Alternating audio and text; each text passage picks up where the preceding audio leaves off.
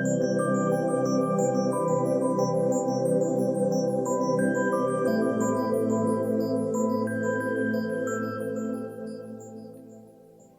everybody, welcome to 2ZQ Hot Takes, where we discuss issues both big and small. I am your host, the very handsome Tim Kirk, and this time I will be talking about the one and only, the inimitable, the profoundly gifted, prodigious Marvin Glass. Now you may not know who Marvin Glass is, or was, but Marvin Glass is responsible for a tremendous amount of the toys and games that baby boomers grew up with. According to a book by Joyce Grant called The Amazing Toys of Marvin Glass, Marvin Glass's business really took off with the introduction of Mr. Machine in 1960. After that, numerous popular toys found their way to the homes of baby boomers.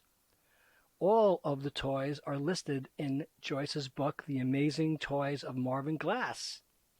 But Marvin also invented the thing that has become a cliched gag, and he invented the chattering teeth, what are known as the yakety-yak teeth. And he invented a whole load of games that we played growing up. But he was an entrepreneur. He was based in Chicago, and he invented not only the yakety-yak teeth, but Mr. Machine, Time Bomb from Milton Bradley. He invented, or let's say he was responsible for the invention of Light Bright, Spirograph, Smash Up Derby, Ricochet Racers, the Evel Knievel Stunt Cycle, and Yugo, Man of 1,000 Faces. His games included my favorite childhood game, Mousetrap. When I was a little kid, for some reason, I was just preoccupied with that mousetrap. I loved it. But he also invented Thing Ding. I keep on saying he invented, but that's like saying Elon Musk invented Tesla. Marvin was responsible. He did not invent these games, or he may have invented some of them, but he is responsible, or was responsible, for the creation of these games that were licensed to toy makers such as Ideal, Shopper, Kenner, Mattel, Aurora, Milton Bradley, Parker Brothers, and Hasbro. He took credit for Thing Ding, Clean Sweep, Pie Face. Now, Pie Face was made popular on a cult level in the 90s from a public access show called Mrs. Mouth, which is a bizarrely funny public access cable show, and the person who created Mrs. Mouth is still around, and she was, I think, Ava Moskowitz, and it's a very funny, very odd, interesting, shall we say, interesting presence, and quite amusing. And she did an entire segment on Pie Face, where she played Pie Face, intercut with sections of the advertisement for it that appeared on television. Now, I also have to say that most of these games, it came with a catchphrase and or a jingle that got stuck in your head. But the games of Marvin Glass included Mousetrap, Thing Ding, Clean Sweep, Pie Face, Operation, Bucket of Fun, Ants in the Pants, Toss Across, King of the Hill, Mystery Date. The thing I loved about Mystery Date was, Mystery Date, are you ready for your mystery date? Will he be a dreamboat or will he be a dud? Open the door for your mystery date. And now, if you open the door and it's the dud is all chillax. He is wearing an untucked in shirt and jeans and sneakers, and he's a little bit scruffy, and now he looks like an internet or tech entrepreneur who's extraordinarily wealthy. Marvin Glass was also responsible for Sandlot Slugger, Get in That Tub, Witch Witch, Masterpiece, Aurora Derby, Mr. Mad, Stay Alive, The Survival Game, Shake a Leg, The Ice Cube Game, Don't Blow Your Top, and several others. So the thing about Marvin Glass is there was a story about Mike Myers being interested in portraying him in a film, and I don't know if it got any traction, it was going anywhere, but it seems like Mike Myers may have been interested, and it seems to have stalled. But I must say that he was from Chicago. He was quite the entrepreneur, and I haven't been able to locate the stories that I read some time ago, but he had a fortress-like headquarters, which was, I think, concrete, and it looked sort of like a prison. And the stories that I read were that he was quite the clever entrepreneur, and he knew how to promote what he did. So at the end of the day, every day, instead of people just leaving what they did at their desks, he secured all of the games and toys that were being developed inside a locked cage, but he made all of the people who were working on them parade them in a procession, one by one, into the cage so that they would be accounted for. And he would do this in the presence of other people who were guests to impress them. And ostensibly the idea was to prevent industrial espionage and theft of his intellectual property. But it was all very clever and cagey and made him more well-known and added to his mystique. So there is another book called A World Without Reality, Inside Marvin Glass's Toy Vault by Bill Paxton, and it came out in July of 2019. And the blurb for the book says, unlock the toy vault and be transported into a whirlwind adventure filled with secrets behind the top toys and games of your childhood. This biography is of the toy king himself, Marvin Glass, who created the first, largest, and most successful independent toy invention studio. His genius and fervor for life was said to be a magical blend of Willy Wonka and Howard Hughes. Wonka had his Oompa Loompas, and so did Glass fill his high-security fortress with a cast of crazy characters. Their own words reveal the story of what really went on inside Marvin's legendary studio. The book includes nearly 100 exclusive interviews with first-hand accounts about Marvin, the toys, and his wacky studio. The author, a veteran Chicago toy inventor of 30 years, asks, what kind of man can create an industry that didn't exist before him, and how did he make it flourish? If you're ready for the answers, then buckle up, because you're about to enter a world without reality. Over 130 playthings from the 1940s to the 1980s are profiled with compelling behind-the-scene creation stories of items like Operation, Simon, Light-Bright, Rock'em Sock'em Robots, Mouse Traps, The Blythe Doll, Yakety Yak Teeth, Whoops, Fake Vomit, The Pie Face Game, Toss Across, Hands Down, Mystery Date, Evel Knievel Stunt Cycle, and more. Also contains over 200 original color photographs, including rare prototypes. 1,000 additional images are inside of ads, patents, TV commercials, Glass family photos, and internal company promotional images. 6 appendixes are added that include a comprehensive list of all Marvin Glass toys and games, a list of the studio's employees, and unique floor plans of the never-before-seen secret studio. This guy was some piece of work.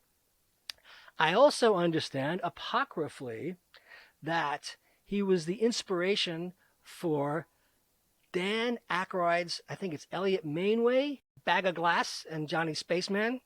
When Jane Curtin played Joan Face and interviewed the shifty entrepreneur played by Dan Aykroyd on the original first few seasons of Saturday Night Live, it was extraordinarily funny. And supposedly this is where Dan drew his inspiration from. Boing Boing even has a post entitled Meet Marvin Glass, the Troubled King of Toys.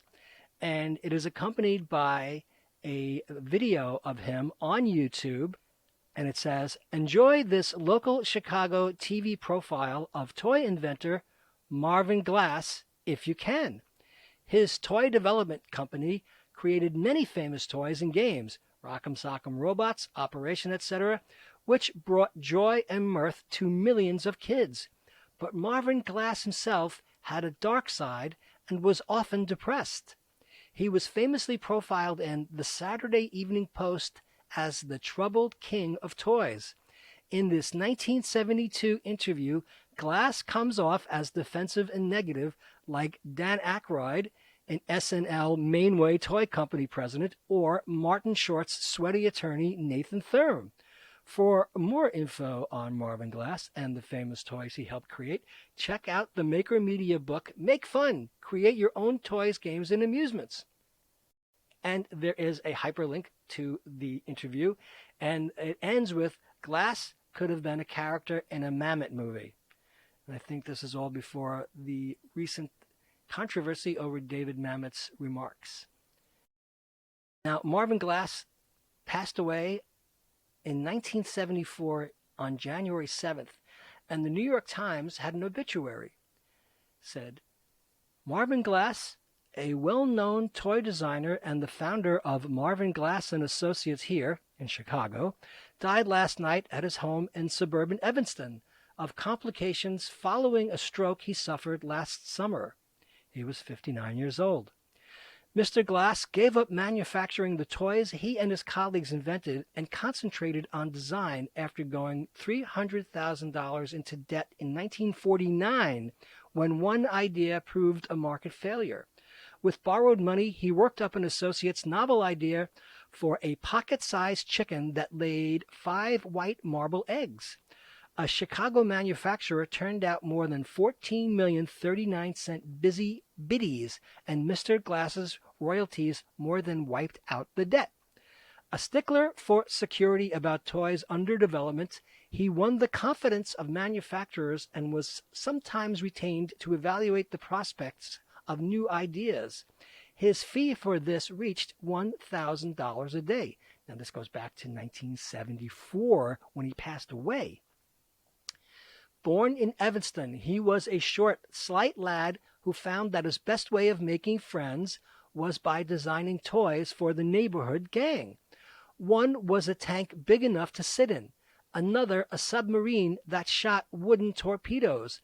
At a military academy in Wisconsin, he made scale models of pirate ships and Egyptian galleys. After graduating from the University of Chicago in 1935, he became interested in toy design through a friend who did animated window displays for department stores. In business for himself, Mr. Glass obtained patents on successful toys based on sound effects, such as a plastic frying pan that sizzled and a toy time bomb that ticked, and then produced a cap explosion, time bomb, developed by his associate Carl Ayala. A robot commando, on spoken instructions from a child, would release missiles and rockets. Later, Mr. Glass became an opponent of war toys for children. He was an advocate of toy safety.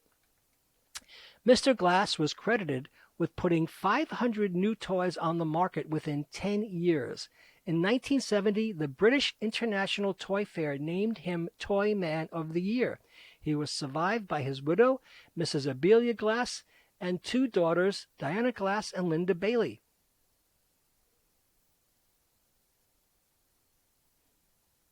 And finally, the Wikipedia entry on Marvin Glass says Marvin Glass and Associates, MGA, was a toy design and engineering firm based in Chicago. Marvin Glass, 1914 to 1974, and his employees created some of the most successful toys and games of the 20th century, such as Mr. Machine, Rock'em Sock'em Robots, everyone loved that, Light Bright, Ants in the Pants, Mousetrap, Operation, Simon, Body Language, and the Evel Knievel Stunt Cycle. And it goes on to tell the history of Marvin Glass and Associates, which was founded in 1941. Marvin Glass was an entrepreneur and the creative force behind Marvin Glass and Associates. His salesmanship and uncanny ability to spark creativity in the designers he employed was unparalleled.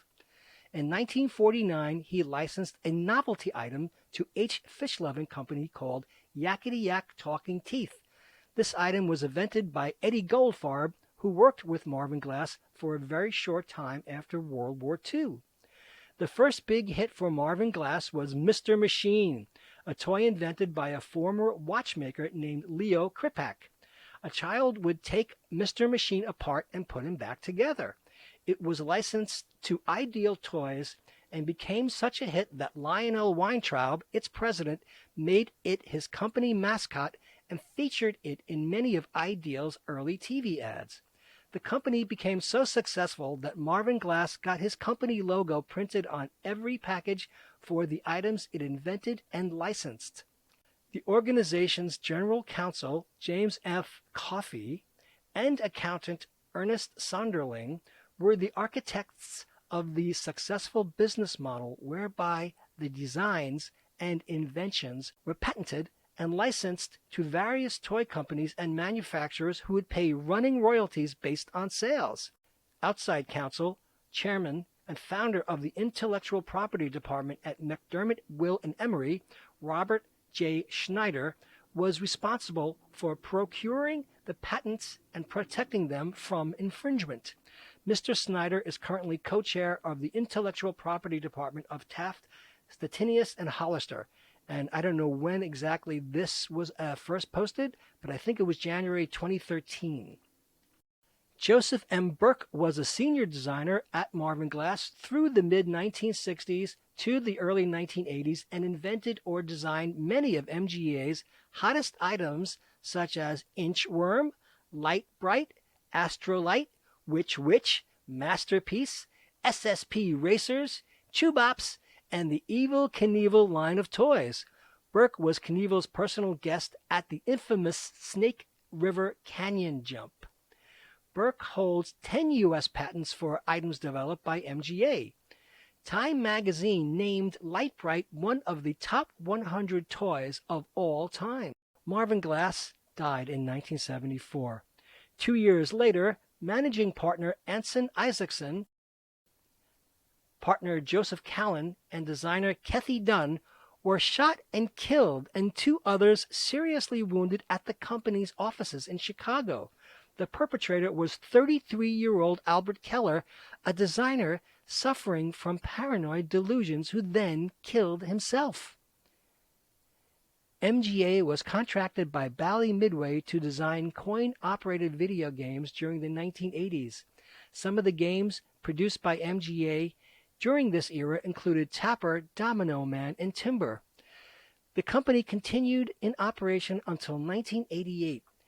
Several partners from Marvin Glass and Associates subsequently started Chicago-based Big Monster Toys. I don't know about you, but the entire crescendo was not Marvin Glass's passing, but the murder and suicide committed by Albert Keller. Behind everything is a story. Thanks for listening. See you next time. And as the kiddies say, peace out.